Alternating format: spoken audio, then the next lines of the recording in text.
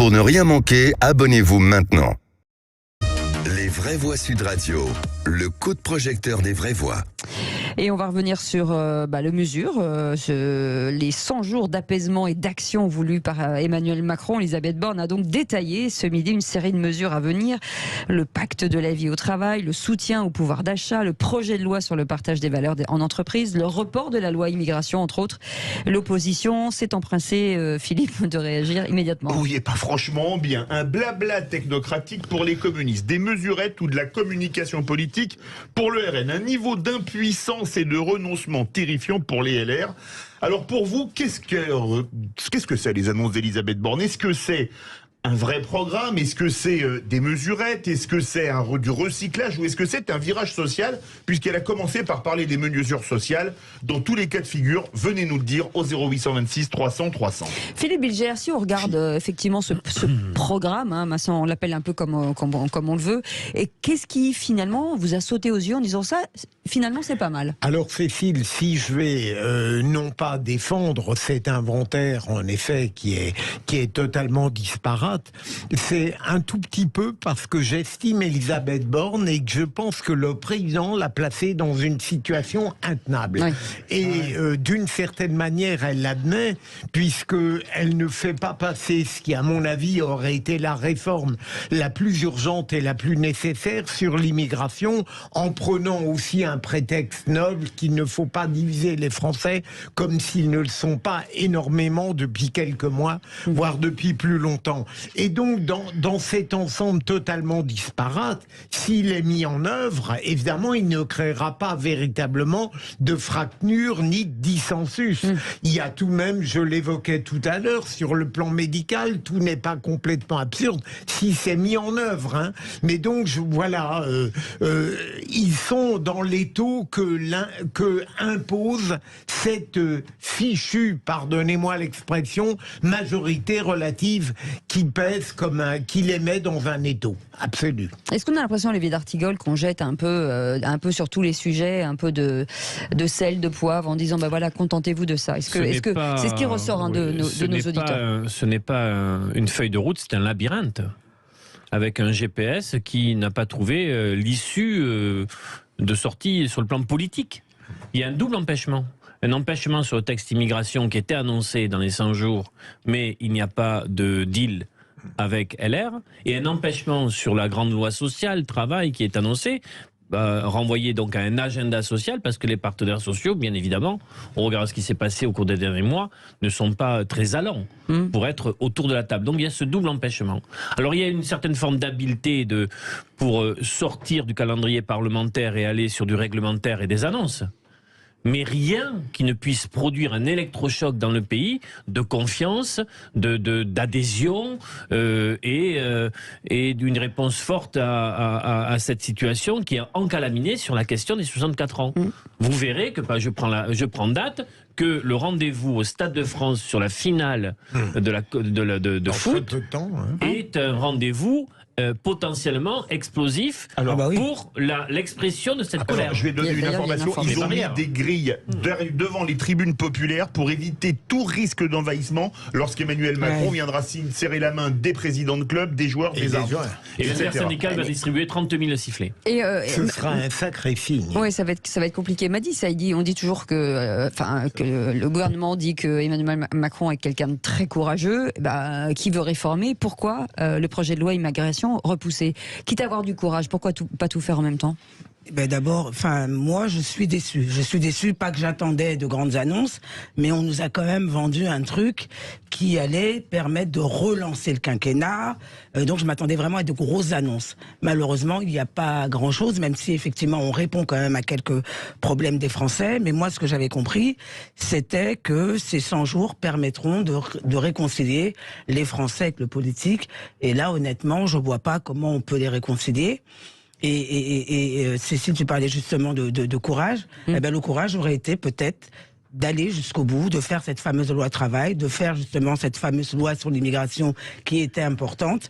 Et ça démontre quelque part... Au moins de la discuter et de débattre. Et ça montre que quelque part, parfois, souvent d'ailleurs, ce pseudo-courage est sélectif. Oui. Voilà. Mais là, Philippe, là où je ne suis pas, m'a dit, je comprends bien votre point de vue, mais elle n'aurait pas été votée, hein, cette loi sur l'immigration.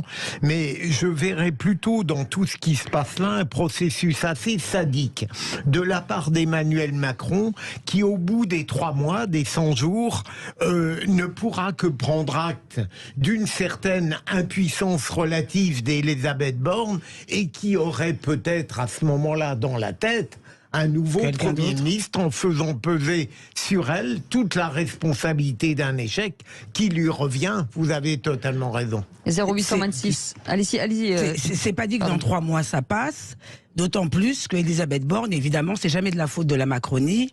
Elle n'a pas pu trouver d'accord avec les LR parce que les LR eux-mêmes, entre eux, ne sont pas d'accord entre l'Assemblée et le Sénat. Donc moi, je suis pas sûr que dans 3 mois, même en repoussant le texte, qu'ils aient cette fameuse majorité qui leur permet pas d'adopter le texte. Sur d'aujourd'hui. l'immigration, à peu près, ils étaient d'accord. Enfin bon. N'oubliez pas d'envoyer votre CV hein, pour Matignon, Philippe. Philippe oui, moi, je Hilger. soutiens. Ah, bien sûr, moi Allez, aussi je soutiens à n'oubliez fond. pas Matignon. 0826 300 Surtout si nous 300. sommes ministres. Le retour de Fabrice, le winner du Kikadi. Oui. Fabrice, justement sur ces propositions. Alors, je vous le dis, hein, on propose un virage social, des mesurettes, du recyclage, un vrai programme. Donc un vrai programme, je ne sais pas qui a voté, il faut qu'il nous appelle, il y en a 1%. On parle surtout de mesurettes et de recyclage. Pour moi, c'est plutôt du recyclage de blabla. Parce qu'aujourd'hui, si je prends par exemple une des résolutions, c'est la redistribution des richesses pour les entreprises. Moi, par le biais de mon métier, je suis au contact de nombreuses petites entreprises, de PME. Aujourd'hui, les trésoreries sont au plus basses parce que le carnet de commande, il est pas bien rempli. L'électricité, ça a fait en sorte de manger la trésorerie de pas mal de PME en France. Et aujourd'hui, déjà, cette redistribution-là, elle sera pas possible pour les petites PME, c'est pas possible. Oui, c'est-à-dire que c'est ça aussi, c'était important, Olivier d'Artigol, de dire qu'à un moment donné, les petites entreprises, en tout cas celles qui faisaient des bénéfices, de redistribuer à leurs salariés. Eh ben, la période n'est pas très faste pour le faire. Alors, il y a cette annonce donc sur le partage de la valeur, Oui. suite à l'accord entre les partenaires sociaux. Mais j'entends ce qui est dit. Et surtout, l'ensemble de ces annonces ne dégage pas de priorité. Tout est mis au même niveau. Et parce donc, qu'elle n'avait pas le choix. Et donc, oui, bien évidemment. Mais Et dans donc, ce sujet-là, quel est l'engagement de l'État? Parce que là, on engage des entreprises. Non. Mais quel est l'engagement de l'État? L'engagement de l'État, c'est simplement de demander. Bon, il y a un premier c'est sujet. facile. Attendez, il y a un premier sujet. Moi, je vais mais vous demander de payer mes impôts, Il y a un Olivier premier sujet d'Artigol. qui ne traite pas. Je connais bien. Il y a un premier sujet qui ne correspond pas à la situation qui est décrite par notre auditeur. C'est les 200 milliards d'aides publiques aux entreprises, dont certaines ont des comptes à rendre sur la traçabilité et l'utilisation Absolument. de cette manne publique, et je préférerais qu'elle aille dans certains cas directement vers le réseau des TPE, PME, qui sont les entreprises qui font vivre nos territoires. Et là, il y a quelque chose à Et réfléchir. qui crée de l'emploi. Et dans un second temps, le gouvernement, l'exécutif, renvoie la patate chaude ou aux branches professionnelles ou au niveau des entreprises en disant mais partagez la valeur. Mais la question, c'est quand même beaucoup de com, parce qu'on a commencé par le partage de la valeur, par l'emploi des seniors. On a eu le sentiment que Elisabeth Borne voulait montrer un tournant social suite à la loi sur les retraites, qui est quand même encore en travers de la gorge de beaucoup de monde. Vous êtes d'accord avec ça ou c'était de la poudre aux yeux? Non, mais comment dire, peut-être suis-je en permanence dans la mesure où je veux résister à une détestation générale, presque contraint à dire d'Elisabeth Borne qu'elle a tenté de faire ce qu'elle a pu, même si elle a changé d'avis sur le 49.3 parce qu'elle s'est fait taper sur les doigts par le président. Et je crois qu'elle est assez sincère, mais qu'à chaque fois qu'elle promet quelque chose qui pourrait être une avancée, immédiatement elle perçoit les contraintes techniques parlementaires qui vont l'empêcher de le mettre en œuvre. J'avoue que on peut rêver les uns et les autres d'être un homme ou une femme de pouvoir, mais être première ministre à l'heure actuelle sous Emmanuel Macron, c'est pas facile, ni confortable. Est-ce que ça veut dire que le pays est bloqué, Olivier d'Artigol ou Madi Saïdi, vraiment bloqué? Parce que là, quoi qu'il arrive, quels que soient les projets proposés, ce sera non. en fait? Ben, je ne sais pas s'il est bloqué, en tout cas ça va être compliqué. C'est sûr que les 4 prochaines années vont être hyper compliquées. Ça va être très long. Ça va être très long, ça va être très long. Il n'y a pas de majorité absolue, donc ça va être compliqué. Il va falloir essayer de dealer avec les uns, avec les autres. Parfois ça peut passer, parfois non.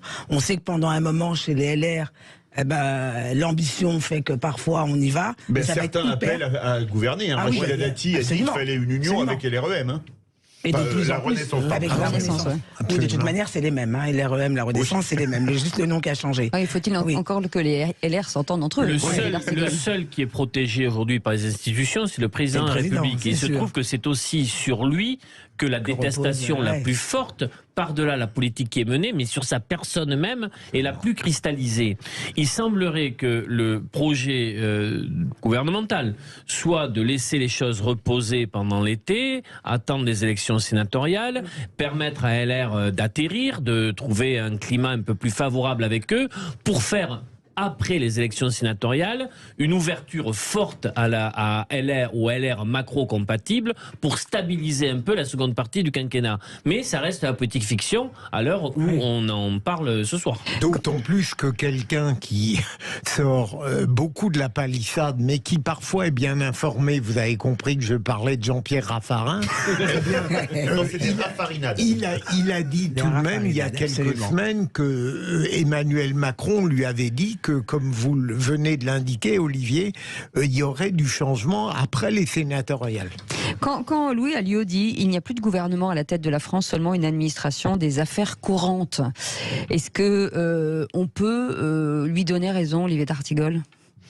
Il y a de fait un gouvernement, il y a des...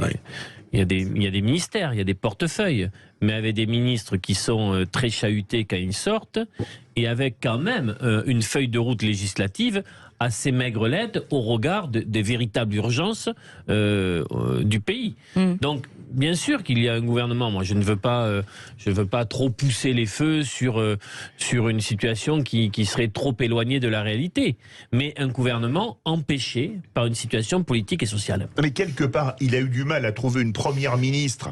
Oui, rappelez-vous. Ça a été très compliqué au départ. On voulait aller chercher chez LR. C'était Catherine Vautrin, mais ça posait problème parce qu'elle avait été contre le mariage pour tous il y a 10 ans. On a mis Elisabeth Borne un peu en choix, vous me passerez l'expression, mais de secours.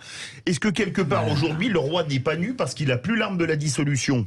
Parce qu'il perdrait les élections, il ne peut pas changer de Premier ministre parce que ça se bat pas pour aller au portillon, et il peut même pas faire un référendum parce que même s'il demandait est-ce que vous voulez qu'on augmente vos salaires, les gens voteraient contre lui tant ils sont anti-Macron. Est-ce que quelque part le roi n'est pas nu? Alors, comme vous vous intéressez tous à la politique, Cécile, j'ai lu récemment, et je reviens à votre question Philippe, un très bon livre de Ludovic Vigogne, mais qui est très remarquable, qui raconte pourquoi Macron a perdu la main depuis la réélection. C'est très très bon, et notamment sur la pantalonnade entre le changement Elisabeth Borne et Vautrin. Mais en réalité, la seule ressource qui lui reste, Philippe, c'est tout de même celle de changement de Premier ministre, parce que vous dites qu'on n'en trouverait pas. Heureusement, il existe l'ambition politique et il en trouvera. Mais Cécile l'a dit tout à l'heure. Moi, je crois beaucoup à une situation qui ne me fera pas plaisir, mais qui un jour pourrait amener, je dis au hasard, un Jean-François Copé comme Premier ministre, avec l'accord de LR, qui se dirait, reprenant de manière un peu dégradée la démarche de Sarkozy, irait vers ça. Et dites-nous, 0826 300 300, si vous pensez qu'il faut vraiment changer vite et trouver un nouveau Premier ministre. Alors, peut-être que Catherine Vautrin est de nouveau respectable. Puisqu'il y a 2-3 jours, elle a fait un tweet en reconnaissant qu'elle s'était trompée. En se reconnaissant qu'elle s'était trompée, elle a fait un super tweet en reconnaissant qu'elle s'était trompée sur la question du mariage gay. Donc peut-être est-elle devenue à nouveau respectable. Ou elle prépare l'étape d'après. Donc peut-être qu'il aurait quelqu'un. Ouais. Mais là où j'ai un doute, c'est que il y a bien sûr des noms qui commencent à apparaître dans le casting. Le retour de Normandie ou le Cornu. Certains se disant mais est-ce qu'une ouverture forte sur LR, ça serait pas post-sénatorial Larcher qui a dit aujourd'hui les conditions sont pas réunies, ou alors une tête de gondole, une figure de proue LR. Mais les conditions ne sont pas réunies, c'est pas un non. Oui, Aujourd'hui, c'est pour ça que aujourd'hui, bien sûr, aujourd'hui, bien sûr, oui, bien sûr, on est d'accord, ok. on l'a interprété de la On est même d'accord. manière. Mais la question que je me pose, quand bien même sur toutes ces options, l'option la plus forte, la plus éclatante, la plus scintillante dans ce moment-là, sur le plan politique, ne réglerait pas la fracture avec le pays. D'accord. Ça permettrait tout de même, Olivier, de le faire. Il resterait un ressentiment profond sur les retraites, mais imaginez une solution de ce type. Si l'ensemble de LR adhérait au processus mis en œuvre, ça enlèverait beaucoup d'épines du pied parlementaire, si j'ose dire. Et une forme de confort serait assurée. Et est-ce que quelque part ça conforterait pas les citoyens dans l'idée que finalement les politiques sont tous de connivence parce que LR irait rejoindre Renaissance et quelque part ça pourrait faire grandir ce sentiment de rejet à l'égard des politiques. Et ça dégagerait un flanc droit pour Marine Le Pen. Juste une question, je rebondis sur ce que vous dites, Philippe Bilger, sur quoi qu'il arrive, est-ce qu'on peut changer l'image d'Emmanuel Macron? Est-ce que finalement on peut renouer les choses? Quand on regarde, je regardais les sondages, 26% d'opinion positive pour Emmanuel Macron, Hollande est tombé à 15%. Est-ce que c'est la même détestation? Est-ce qu'on est sur le même positionnement? Je vous rejoins absolument, Cécile, et je ne le sais, à mon niveau modeste de le répéter.